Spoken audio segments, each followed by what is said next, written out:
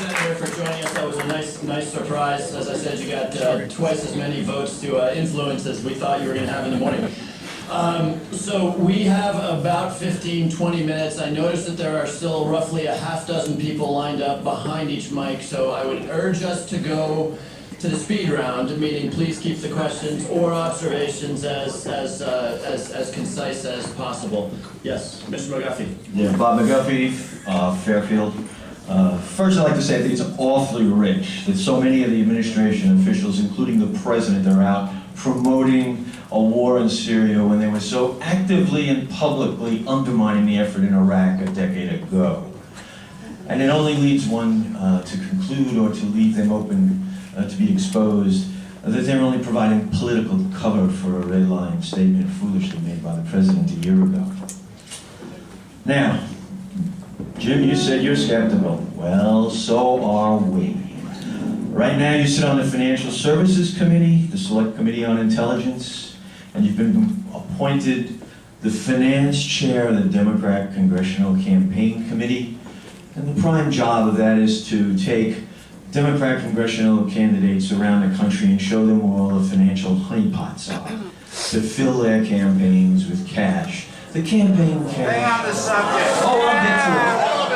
Yeah. It's quite relevant, and I'll finish. I will finish. So the man that is doing that is going to tell us today that he owes his entire career in the Congress to Nancy Pelosi, and she is publicly out supporting this war. Stay on the subject. The subject is. No, it's not. Oh, most assuredly, we must understand who our congressman is. And he's coming here to tell us, he's telling us today that he's decided he's going to listen. And with all of his congressional career hinging on someone who is quite visibly leading his party towards a Syrian war. And so we're skeptical as well on that, Jim. And we took a show of hands.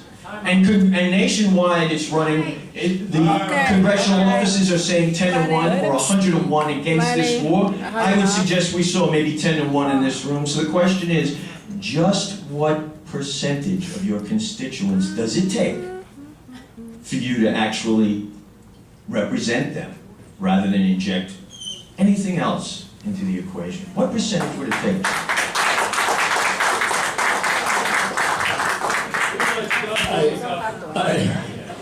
Thank you, Mr.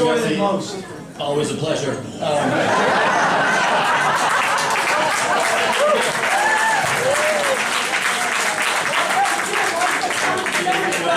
asked a fair question that I think the senator and I just answered. I begin every consideration with the fact that I'm a representative. And the very first question I ask is not is it 60% or 50%, but where are my constituents on this issue? And by the way, sometimes that's very hard to tell. We don't go out there and poll issues, but this is why I spend my days going around to Rotary clubs and Kiwanis clubs and meetings like this one to understand where my constituents are. We took a show of hands. It's pretty clear with this room and where my constituents are on this issue. There will be times when I may know, as I said before, some things that my constituents don't know or have thoughts, but if my constituents are this clearly on one side of the issue, the case for me to vote against my constituents, when it's this clear, has got to be overwhelming in its force. And this is why I started this meeting by telling you that I'm a skeptic, and because it is clear where my constituents are, at least those of you that have come out here. And there is, as of yet, not an overwhelming case for going in a different direction from my constituents. We'll be watching.